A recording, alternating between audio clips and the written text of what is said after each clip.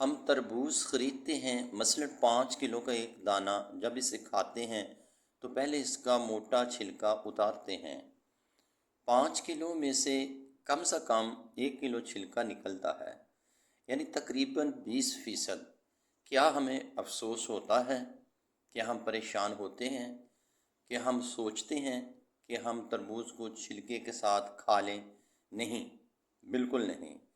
یہی حال مالٹے کا ہے. ہم خوشی سے چھلکا اتار کر کھاتے ہیں، حالانکہ ہم نے چھلکے سمیت خریدا ہوتا ہے، مگر چھلکا پھینکتے وقت تکلیف نہیں ہوتی.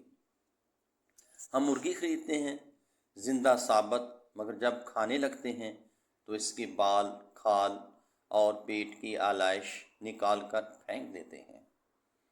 کیا اس پر دکھ ہوتا ہے؟ نہیں. تو پھر 40,000 میں سے 1,000 دینے پر، 1,00,000 میں سے 2,500 دینے پر کیوں ہمیں بہت تکلیف ہوتی ہے؟ حالانکہ یہ صرف 2.5% بنتا ہے، یعنی 100 روپے میں سے صرف 2.5 روپے. یہ تربوز، کیلے، آم اور مالٹے کے چھلکے اور گٹھلی سے کتنا کم ہے. اسے زکوٰۃ فرمایا گیا ہے. یہ پاکی ہے، مال بھی پاک، ایمان بھی پاک، پاک دل اور جسم بھی پاک، اور معاشرہ بھی خوشحال.